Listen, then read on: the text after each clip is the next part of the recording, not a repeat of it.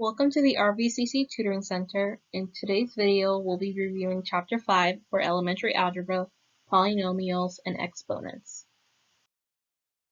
To start, we're going to review problems 1, 2a, and 2d from page 370 in your textbook. And for these problems, we want to simplify and evaluate each expression by hand. So in problem 1, we're given -5 to the 0th power. So we know that anything to the power of 0 is just equivalent to 1, and since the negative sign is outside of the exponent, we don't have parentheses around -5, it's just -5, 0. We know that the 5, 0 will be equal to 1, and then we have to multiply that by -1, so our answer is going to be -1. For 2a, we're given -4 squared plus 10. So the same principle that went for problem 1, we're going to apply here. So first we're going to want to do 4 squared and then multiply it by -1.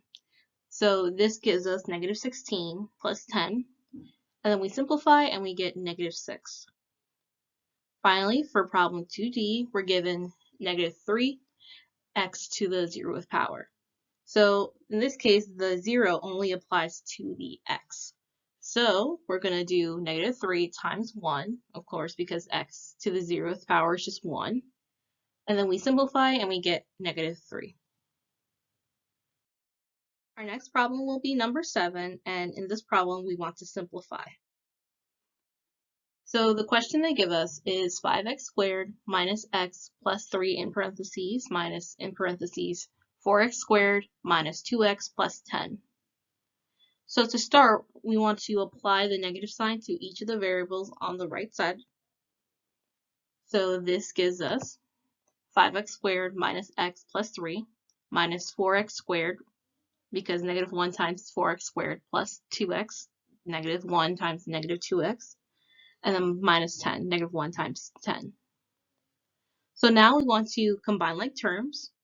So I grouped them for x squared, right? So 5x squared minus 4x squared. Then we have our x's, our -x plus 2x, and then our whole numbers, so 3 minus 10. Now, again, we're going to just simplify, and this gives us x squared plus x minus 7.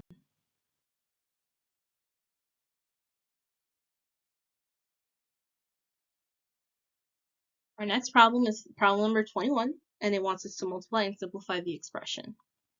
So they give us, in parentheses, m plus 3 to the 3rd power. So what this means is that we're going to multiply m plus 3 by itself 3 times because our variables are inside parentheses. Next, we want to FOIL our equation, so we're just going to start by focusing on the first two, m plus 3. So we're just going to do m plus 3 times m plus 3. This gives us, once we FOIL it, we get m squared, so m times m, then we do m times 3, which gives us 3m, 3m times m, which is 3m again, and then 3 times 3, which is 9. Now we can simplify that, and it gives us m squared plus 6m plus 9, and that's also multiplied by 3m, or m plus 3. Next, we're going to want to FOIL it again, but now we're going to want to incorporate our third m plus 3. So we're going to do m squared times m, which is 3m to the 3rd power. Then we're going to do m squared times 3, which is 3m squared. Then 6m times m, which is 6m squared. Then 6m times 3, which is 18m. 9 times m, which is 9m. And then 9 times 3, which is 27. So again, we're going to combine like terms. So we have our m cubed, which is by itself. We have our m squareds, we have our single m's, and then we have our whole number. So we can simplify from here, and that gives us m cubed plus 9m squared plus 27m plus 27. Our final problem will be problem 22, and it wants us again to multiply and simplify.